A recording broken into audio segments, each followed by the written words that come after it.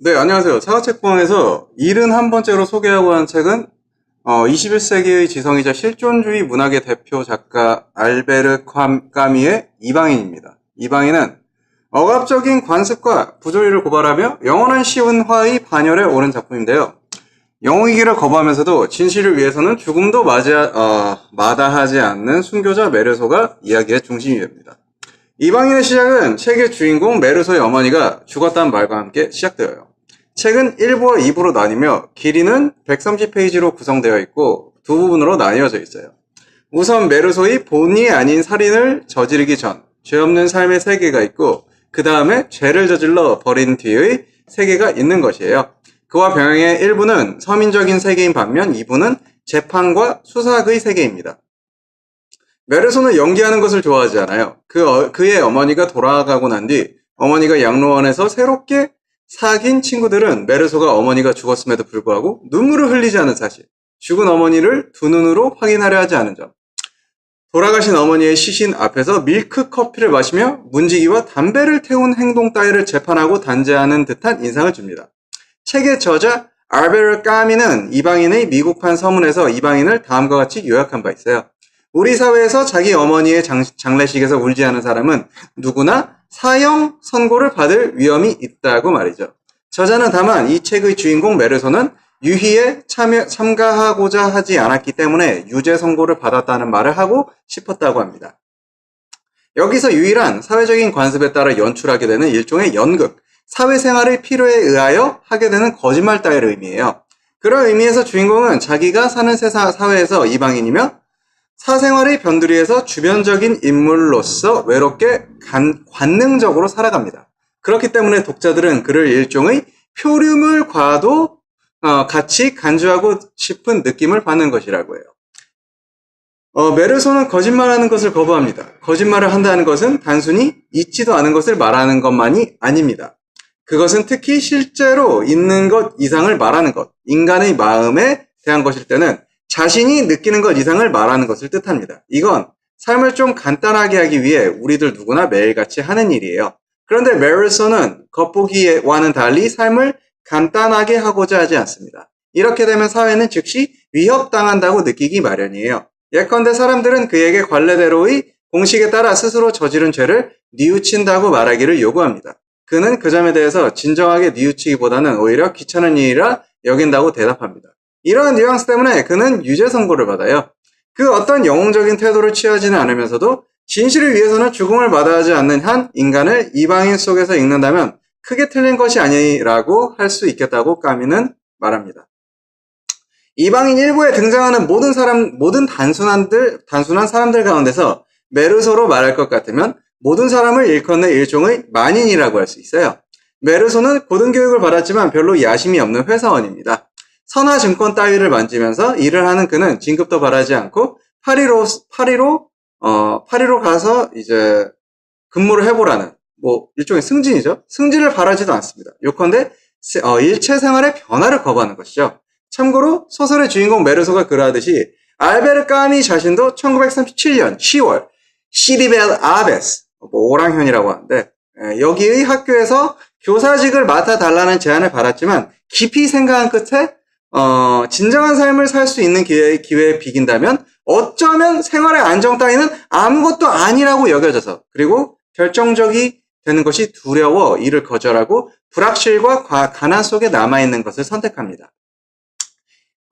이 만인씨, 이 평범씨는 그러나 보통 이상으로 평범합니다. 그가 파리로 가서 일하기를 거절한 데는 기이한 까닭이 있어요. 그가 했던 말에서 더러워. 비둘기들과 컴컴한 안뜨리들이 있어. 사람들은 모두 피부가 하얗고 이런 대사를 했는데 여기서 이유를 헤아릴 수가 있죠. 이방인의 인종차별주의가 담겨 있다면 그것은 아마도 아랍인들을 겨냥한 것이라기보다는 프랑스 본토를 겨냥한 것이에요. 그리고 물론 재판관들도 그 대상이고요. 여기서 우선 알베르 까미도 프랑스인이고 알베르 까미에서 이방인의 그 메르소 자신도 프랑스입니다. 좀 더 배경을 설명하면은 여기서 이제 메르소와 그의 여자친구 짧지만 아무튼 말이라던가 그리고 여기서 그가 친구로 삼게 된 아, 마송이랑 친구나, 네. 아무튼, 그 친구가 아랍인들한테 뭐 미행을 당하거나, 뭐, 좀 싸움을 하기도 하거나, 뭐, 그렇습니다. 그래서 아마 그 기반이 이제 인종차별, 예, 여기 인종차별주의가 담겨 있다고 이제 보여지는데요. 자, 다시 이제 본 스토리로 돌아와서 살인사건 이후에 신문의 시간이 시작됩니다. 그런데 메르소는 그 신문의 의미를 제대로 깨닫지도 못해요. 인정신문의 단계까지는 그는 아무도 자기에게 관심을 품고 있지 않는다는 느낌을 받습니다. 메르소가 변호사를 정했냐는 질문을 받았을 때, 그리고 반드시 변호사를 선정하지 않으면 안 된다는 설명을 들었을 때, 그는 법이 아주 잘 돼 있다고 생각을 합니다. 극단적으로 말해서 이것은 사법계와 그 메커니즘, 그리고 예심 판사에 대한 사실주의적인 묘사라고 볼 수도 있겠습니다. 메르소로 하여금 남들이 그의 여러 가지 행동들을 어떻게 해석하게 될지를 깨닫도록 만드는 것은 바로 변호사예요. 그가 어머니의 장례식을 치르던 날 느꼈던 그 피곤과 불편했던 기분이 돌연 무신경함으로 변질되어 버린 것이죠.